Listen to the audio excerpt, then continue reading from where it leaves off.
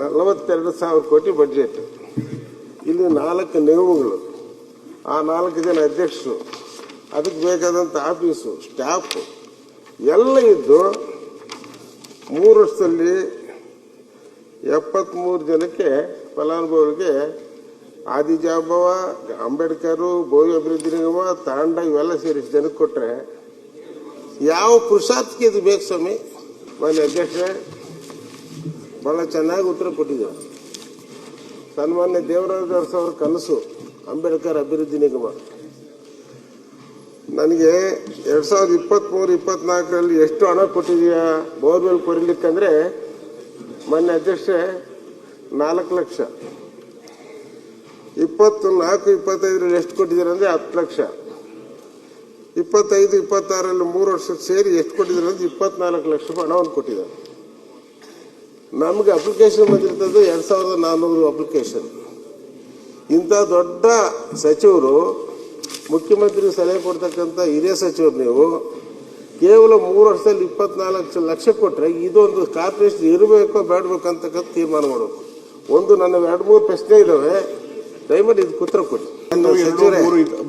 ತಾವು ಹೇಳಿದ ಉತ್ತರ ಕೊಟ್ಟಿದ್ದೀರಾ. 42,000 ಕೋಟಿ ಬಡ್ಜೆಟ್.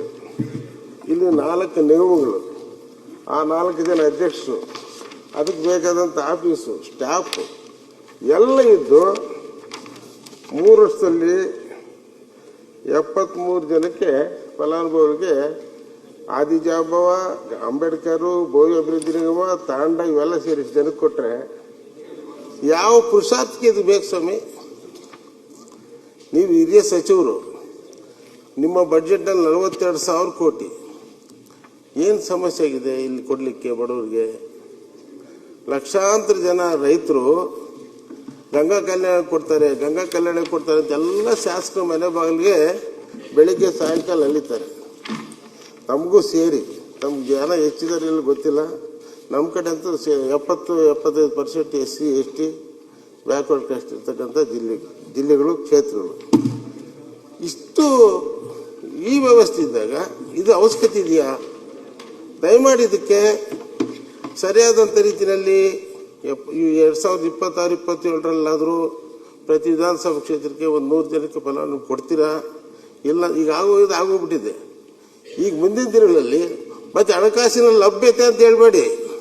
ಯಾಕಂದ್ರೆ 44,000 ಕೋಟಿ ಇಟ್ಟಿದ್ದೀರಾ, ಇದೆಲ್ಲ ಸೇರಿ 2,000 ಕೋಟಿ ಕೊಟ್ಟಿಲ್ಲ ನೀವು. ದಯಮಾಡಿ ಹೇಳಿ.